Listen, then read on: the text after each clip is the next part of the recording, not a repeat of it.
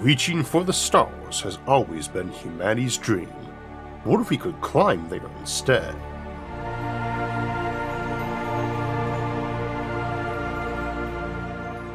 For centuries, humanity has dreamed of reaching the stars, but until now, we've relied on rockets, which have some real limitations on throughput if our goal is to get millions of people able to go back and forth to space every day. There are a number of alternatives we've looked at over the years, and recently we did an extended look at space elevators and followed it up by comparing the pros and cons of rockets compared to mass drivers, essentially big railways or space cannons for launching cargo or even people into orbit. There are many innovative systems for transporting cargo and people to space. Today we'll be exploring several that build on the fundamental principle of that space elevator while differing in their execution. Our primary focus will be on Skyhook and Rotovator systems, along with Paul Birch's Jacob's Ladder concept, often referred to simply as a space ladder. These approaches offer a way to escape Earth's gravity without relying on the explosive force of chemical propellants or the staggering cost of repeated rocket launches. Instead, they leverage Tether-based systems, a revolutionary paradigm for space exploration that redefines how humanity reaches orbit and beyond. In the case of the space ladder, these systems could be constructed near or even within cities, providing a safe, quiet, and high-capacity mode of travel to space, even allowing daily commutes. By harnessing advanced physics and material science, tether systems create reusable and scalable infrastructure for space access. This includes orbital tethers, rotating cables, and massive structures extending from Earth's surface to space, enabling the direct transport of people and goods. With tether technologies, space is no longer a distant and expensive frontier. Instead, it becomes an accessible and natural extension of human activity, akin to crossing oceans or flying across continents. These innovations represent a bold step toward a spacefaring civilization, where the sky is no longer the limit, but merely the beginning. I now believe that with graphene superlaminate, GSL, we have a material that can be produced affordably, with sufficient strength and length, to make a true space elevator feasible, as we discussed recently in the Space Elevator Update video. However, shorter tethers are far easier to construct and, as we'll explore today, may be deployable much sooner than a full-scale space elevator. We'll also see how Skyhook and Rotovator systems can work seamlessly alongside other technologies, such as more cost-effective and easier-to-build mass drivers, space planes, and reusable rockets. These systems complement one another, making space access cheaper and more efficient through their combined use with tether-based technologies. Imagine a cable that can catch spacecraft in flight, reducing the need for enormous fuel reserves, or a ladder anchored to an orbital ring, offering a steady climb into orbit. These technologies promise a revolution in space logistics, lowering costs, improving sustainability, and enabling long-term human habitation beyond Earth. These are not just tools for exploration, they are humanity's stepping stones to becoming a spacefaring civilization. As we'll see later, these systems are not just effective for getting into space from Earth, they also hold great potential for use on Mars, Venus, and Mercury, with each environment benefiting from different strengths and adaptations of these systems. Indeed, the latter system itself allows not just fast travel to space, but fast travel back, for a rapid and cheap means of transport around Earth that no airplane can match. Now, as we delve into Skyhooks and Rotovators, a key concept to understand is that if a spacecraft only needed to launch at half the speed required to reach orbit, it would use just 1/5 the fuel. Savings extend far beyond fuel, as the reduced launch speeds mean significantly lower construction costs. High-speed launches require extreme engineering precision, driving costs far beyond the fuel itself. Similarly, a mass driver designed to launch objects at lower speeds could be just a quarter of the length needed for full orbital velocities. These technologies fall into various categories and applications, but the first implementations are likely to work in tandem with existing rockets or hypersonic planes to achieve orbit, and those might get their boost out of a mass driver. How does this work? First, it's worth noting that technically, Skyhook and Rotovator are two terms used to describe the same general concept. However, I seem to have unintentionally popularized the term Skyhook about a decade ago to be a particular variation of the Rotovator. That's why we did a couple episodes on the topic of skyhooks and some of their history and experimental designs and plans. See those episodes for more on that. Before that, Rotovator was probably the more commonly used term, though both were relatively obscure even then. I preferred Skyhook because my speech impediment for saying the letter R was much worse at the time, and Skyhook was simply easier to say than Rotovator, which I tended to say as Rotovator. In science fiction, Skyhook often referred to more speculative technologies like anti-gravity. In recent discussions, I've used the term Skyhook to refer specifically to a tether that is radially oriented or hangs straight down toward Earth, and Rotovator to describe a tether that spins end over end as it orbits. This distinction seems to have gained traction, so we'll stick with it here, starting with the simpler concept of the Skyhook. Objects orbit Earth at a speed determined by their altitude or distance from the planet's center. This rule applies to any celestial body. The farther they orbit, the slower the object moves. An object needs to travel faster to orbit a more massive celestial body at the same distance. In Earth's case, objects just above the atmosphere orbit at a speed of about 7,788 meters per second, 17,422 miles per hour, and complete a full orbit in roughly 90 minutes. Earth is still spinning under you, so what qualifies as a full orbit varies on if we mean returns over the same spot or completes 360 degrees. That spin by Earth does give spaceships a boost, especially closer to the equator. Anyway, if we go about 2,000 kilometers further up, to 2,100 kilometers, the orbit period rises to a bit over 2 hours, and the orbital speed drops to 6,820 meters per second, 15,400 miles per hour. Now let's consider a fairly massive space station orbiting at 2,100 kilometers altitude with a lightweight tapered tether attached to it that reaches down to an altitude of 100 kilometers. Cords can snap under their own weight, so tapering them to be thicker up top and thinner near the bottom lets us make them longer than one of the same thickness the whole way. We talked about that more in the Space Elevator episode 2. Regardless, the low end of that tether will be traveling around the Earth, just above the atmosphere, at just 5,228 meters per second, because it's orbiting in the same period the station above is, but the circle it's tracing is a lot shorter. Less distance over the same time means a slower speed. In this case, 1,592 meters per second slower than the station it is hanging from, and a whopping 2,560 meters per second slower than the orbital velocity at 100 kilometers altitude, which was 7,788 meters per second. Now, if you want to place a payload into orbit, you can send a rocket up, have it drop its payload off at the end of that tether, and then fall back to the Earth. Then the space station can simply winch that payload up the tether. The key difference here is that this rocket needs 27% less delta V compared to what it normally takes for a rocket to get to orbit. Also, if it's a reusable rocket, it will need to shed 27% less delta V during re-entry. So how is this helpful? 27% may not seem like a lot, but remember that our brains are wired for linear thinking. Rocketry is governed by the exponential nature of the rocket equation. When the delta V requirements on a rocket are reduced by 27%, this translates to a dramatically lower cost and complexity for the system. The fuel goes down to more like a half, and not only does that mean you only need to build half the rocket, but you can dramatically lower the insane construction cost involved for engineering a device meant to handle orbital rocket tolerances without exploding, and to then repair and reuse that rocket. So we could easily be looking at an order of magnitude of cost decrease, if not more. But again, how does this actually help? Now we have a ship hanging just above the atmosphere that also exerts a downward pull on the station. Here's where the tether comes in handy. You can climb it. This could be done by winching up cargo or passengers to the station, which might have multiple tethers hanging down for redundancy and other cargo, or by having the ship climb the tether itself. Alternatively, there could be a pod at the end of the Skyhook where people and cargo are transferred. The vehicle that brought them there could then detach and return to Earth while the pod climbs the tether to the station. Depending on the circumstances, any of these approaches might work better than the others. When you reach the top of the tether, you will be moving at the zenith station speed, which is slightly below the normal orbital velocity for that altitude.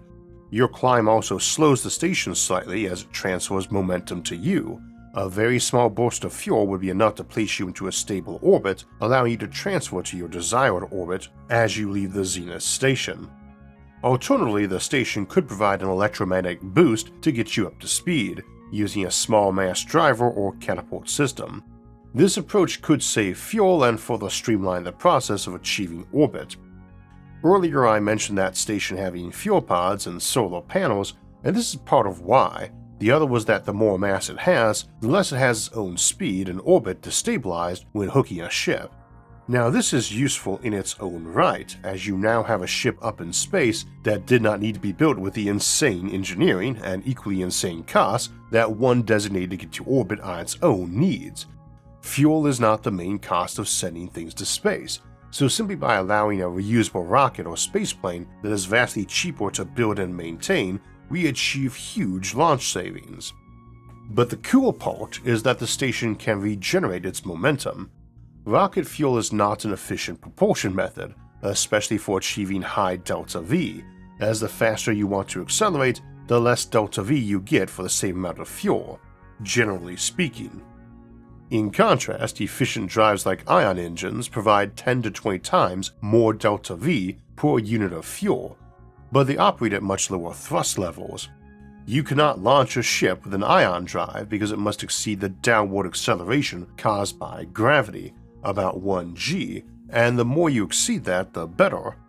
For example, a rocket accelerating at 4Gs will use less fuel to reach orbit than one at 2Gs. However, ion drives don't even come close to generating 1G of force. If your station is large and only loses, say, 100 meters per second of velocity when a ship hooks to it and climbs, you likely have several hours or even days before the next launch or hook. During that time, the station can use an ion drive or another low-thrust, high-efficiency engine to regain the lost speed and momentum. Around Earth, with its powerful magnetosphere, momentum regeneration can be achieved through electrodynamic tethering.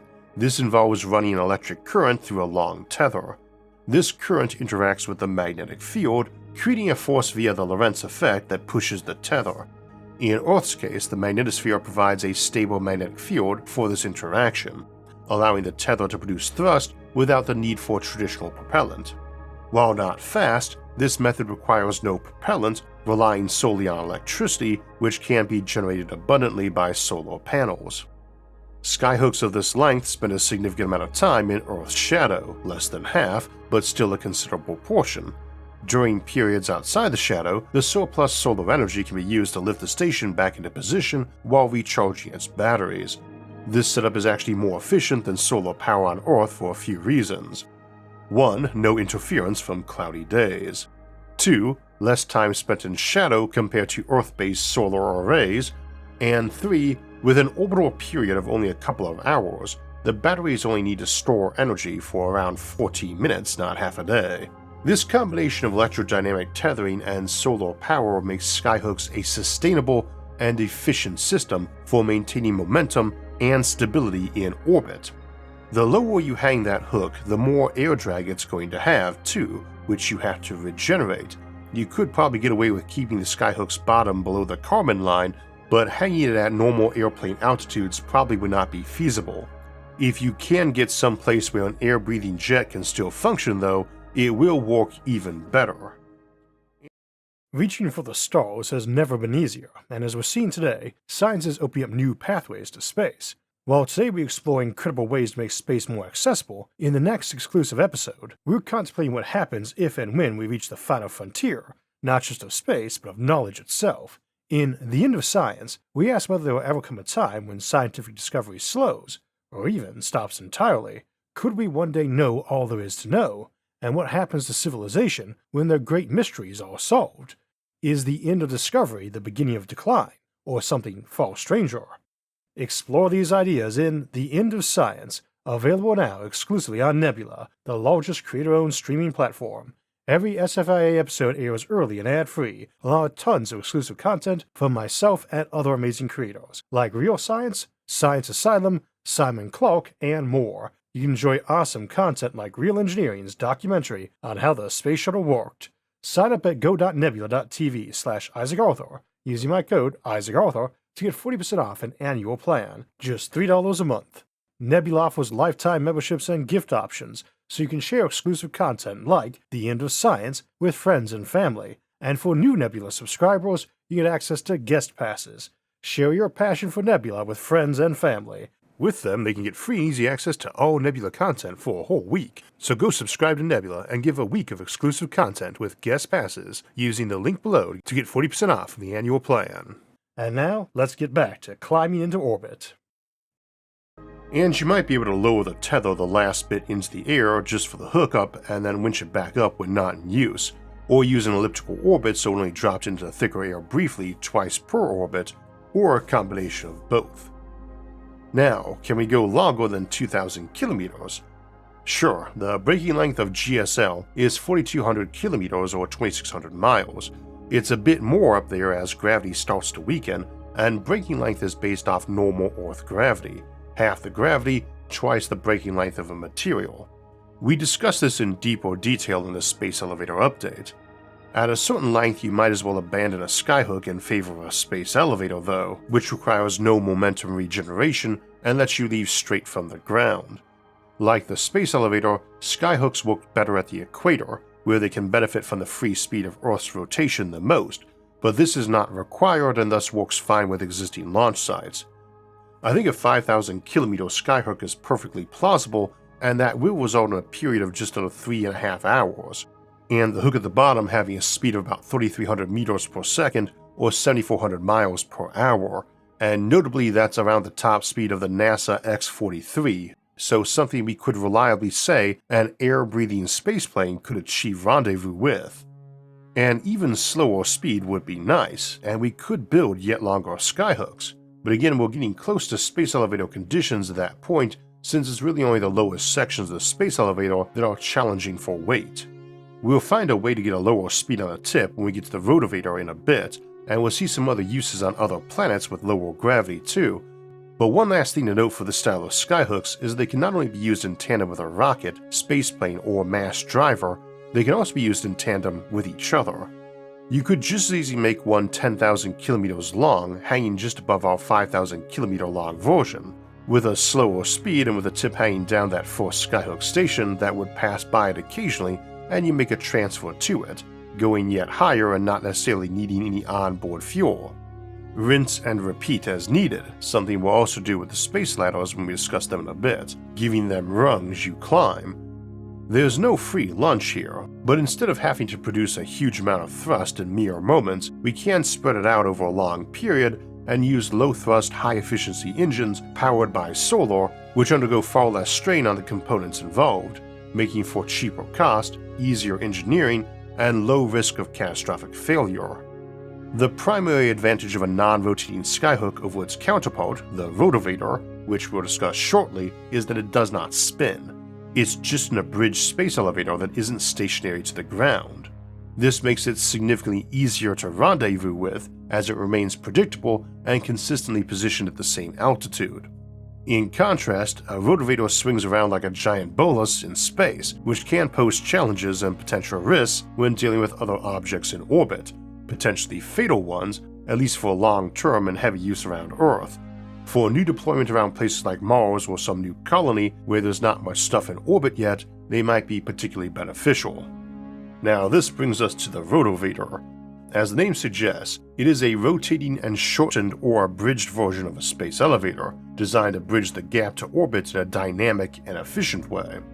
The basic concept of a Rotovator is that it rotates rather than simply hanging like a traditional Skyhook. While a regular Skyhook moves slower than orbital speed at its altitude, the Rotovator's spinning motion further reduces its relative speed to the ground at the bottom of its swing. Conversely, at the top of its swing, the rotation adds to its speed, allowing it to hurl a spacecraft outward at high velocities. The Rotovator spins through a vertical plane similar to a Ferris wheel rather than a merry-go-round. In fact, a larger version of this concept, designed for mining airless worlds, resembles a hybrid of a Ferris wheel and a bucket excavator. See our episodes on mining or dismantling planets for discussion of that. The Rotovator's primary advantage lies in its spinning motion, which allows it to impart additional momentum to payloads during the downward swing. It will use the same methods of momentum regeneration as a Skyhook, but must regenerate more momentum as it transfers more, though it will require less compensation for atmospheric losses and can more easily dip to lower altitudes. On the other hand, because it spins like a bolus, the tether experiences additional strain from centrifugal force.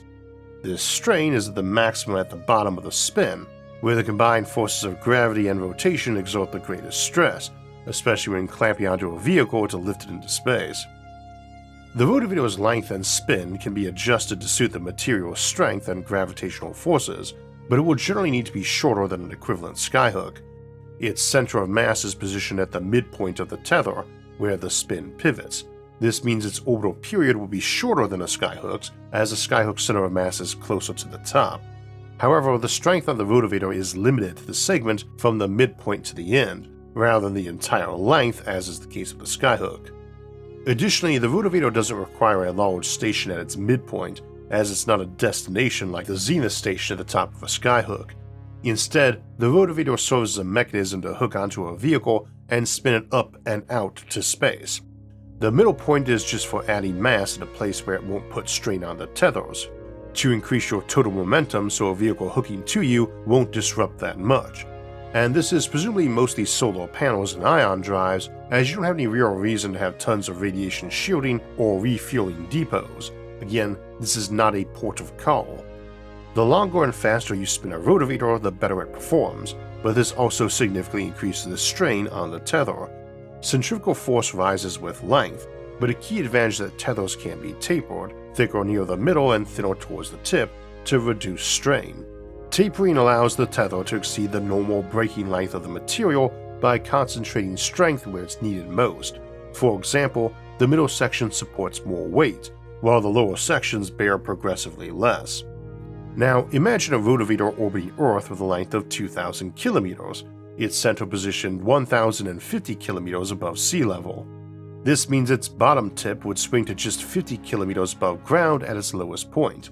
The entire Rotovator orbits every 106 minutes, traveling at an orbital speed of 16,400 miles per hour, 7.33 kilometers per second. Due to Earth's rotation beneath it, the Rotovator would pass over the same point on the ground every 114 minutes, assuming a circular orbit around the equator to simplify things. To synchronize with launch operations, we'd want the Rotovator's spin to be a multiple of this, or at least half of it, since it has two tips that could service multiple launch sites. For example, it could complete a full rotation every 11.4 minutes, allowing it to dip 10 times per orbit or spin more slowly, such as every 114 minutes to align with passing overhead most of the time. If launching is infrequent, slower rotations might suffice. For instance, a rotation of every 1,145 minutes, 19 hours, might be reasonable if launches are rare.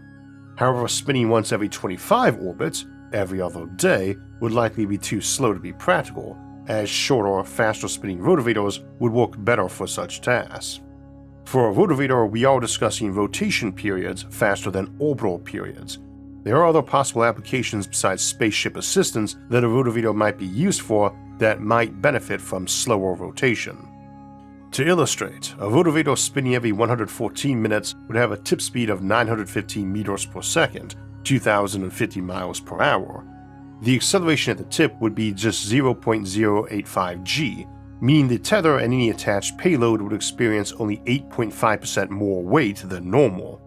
This makes it a relatively low-stress system for both the tether and its payload, but it's not particularly impactful. The entire Rotovator is moving at 7.3 kilometers per second, 16,400 miles per hour due to its orbital motion, while Earth rotates at 465 meters per second, 1,040 miles per hour at the equator. When those combine with the tip speed, the relative velocity for rendezvous drops to just under 6 kilometers per second, compared to the 8 kilometers per second normally required for orbit. If we increase the rotation speed by a factor of 4, completing a full rotation every 29 minutes, the tip speed jumps to 3,660 meters per second, 8,200 miles per hour. This reduces the rendezvous speed to 3,200 meters per second, comparable to what a 5,000 kilometer long Skyhook could achieve. However, the acceleration of the tip increases to 1.37 g, meaning the tip experiences 237% of normal gravity and weight at the bottom of the spin. Importantly, this system only requires a 1,000 km tether, not a 5,000 km tether, making a more compact and potentially viable alternative. If we increase the rotation to 7 times per orbital period, the tip speed rises to 6,400 meters per second, 14,300 miles per hour, reducing the rendezvous speed to 9,300 meters per second or 465 meters per second at the equator, about 1,000 miles per hour. However, the tether would experience 4.2 g from centrifugal force. Pushing this further to 8 rotations increases the acceleration to 5.5 g plus Earth's gravity and raise the tip speed to 7.32 km per second, 16,374 miles per hour. At this speed, the tip would effectively move backward relative to Earth's surface except at the poles.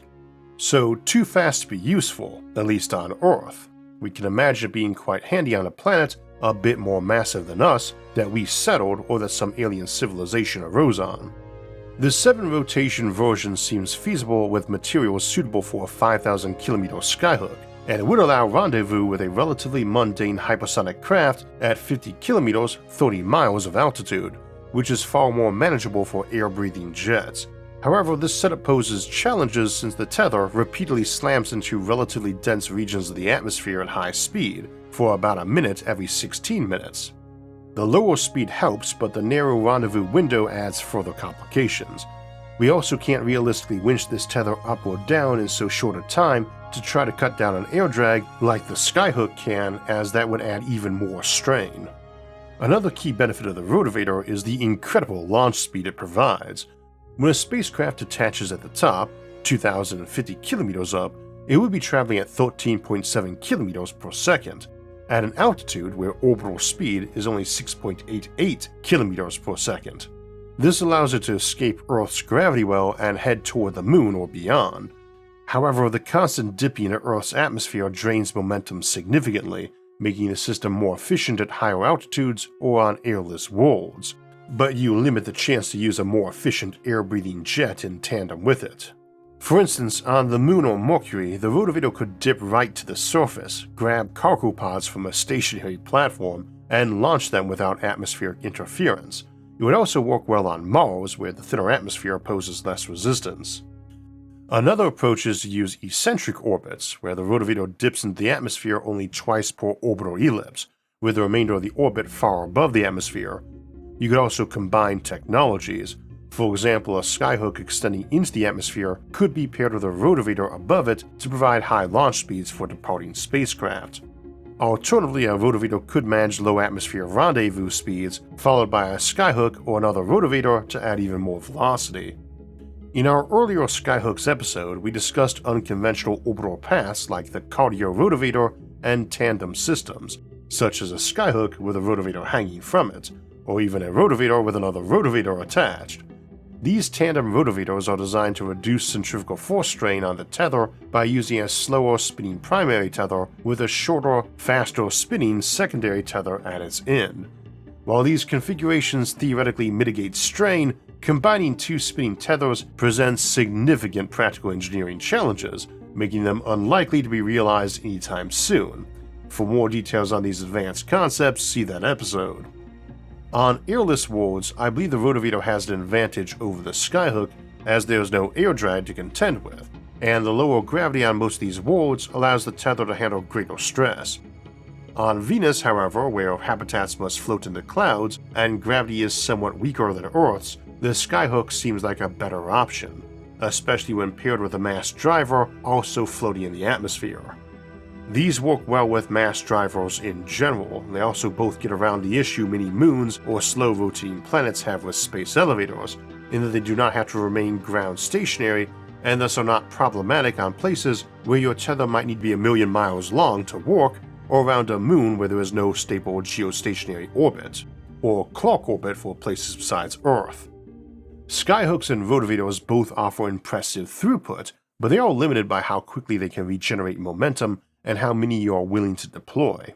You might bring your propellant in from off-world though, such as making rocket fuel on the moon and using that to let a Skyhook more quickly regenerate momentum, though your efficiency suffers.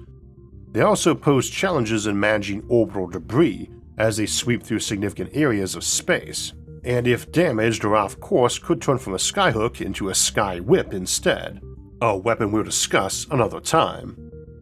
This brings us to space ladders, which we will discuss briefly before wrapping up our discussion today of tether systems besides the space elevator.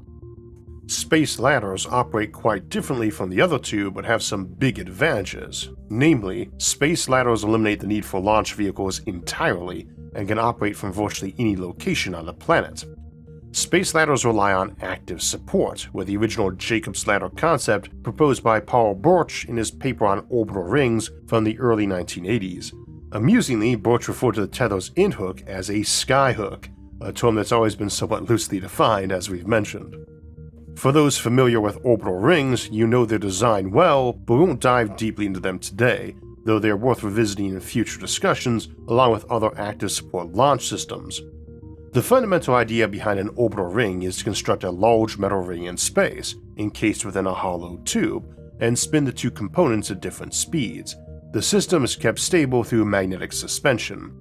As long as the combined momentum of the inner and outer rings match the orbital requirements for a given altitude, the structure remains in place regardless of the relative speed of its components. While larger versions of these rings could support incredible feats, including constructing entire planets, we'll focus today on a simpler design, a thin orbital ring spinning just once per day, allowing it to remain stationary relative to Earth. The ring inside it spins much faster than orbital speed at that altitude, thus the whole thing remains up and more or less stationary to the ground. At the equator, this works seamlessly, and here's where the skyhook aspect comes into play. Paul Birch developed his ideas before the advent of carbon nanotubes or graphene, and even Kevlar was a relatively new material at the time. For an orbital ring to remain truly stationary, it needs to either be positioned directly above the equator or tilted at an angle and anchored to the ground. The latter requires additional engineering and stronger cables, and given that we're already discussing cables over 100 miles long, Birch likely assumed you'd simply tilt the ring and let precession slowly move it around the entire planet. This approach has the added benefit of enabling one ring to serve as a large global community. One ring to serve them all. Skyhooks could then dangle from the orbital ring, moving at standard aircraft speeds to minimize air drag. These hooks could hang low enough for aircraft to rendezvous with them, allowing for efficient winching of payloads or passengers up to the ring. Descents would likely be less frequent and carefully coordinated to retrieve cargo or passengers. Multiple skyhooks could be distributed around the ring's circumference, ensuring consistent access across a wide area. Regarding momentum regeneration, orbital rings spend a significant amount of time in a planet's shadow, much like we do on the surface. By default, they are positioned just low enough in the atmosphere to benefit from some protection against radiation and micrometeors. Solar panels can be attached to the ring to regenerate momentum by spinning the inner ring faster. We can also steal momentum from that inner ring to launch a spacecraft, but we'll save that for another time.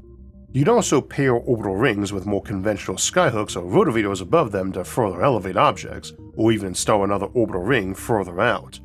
Alternatively, a mass driver could be run along the ring itself for additional functionality. However, based on the strengths of the tethers we discussed in other contexts, you could take a different approach. Instead of using skyhooks, you could extend tethers down to the ground, often angled like guy wires, to keep the orbital ring securely lashed in place and prevent precession. You can also run power and communication lines on these. This approach is more infrastructure intensive, but offers unparalleled advantages. It allows for climber cables to extend at angles from a broad band around an orbital ring, potentially hundreds of miles wide. These climbers could transport passengers and cargo directly to the orbital ring from within a city, generating no more noise than a train, or even less, and requiring similar levels of acceleration. And with no need of onboard fuel, just air reserve tanks and a parachute in case the tether snapped for some reason.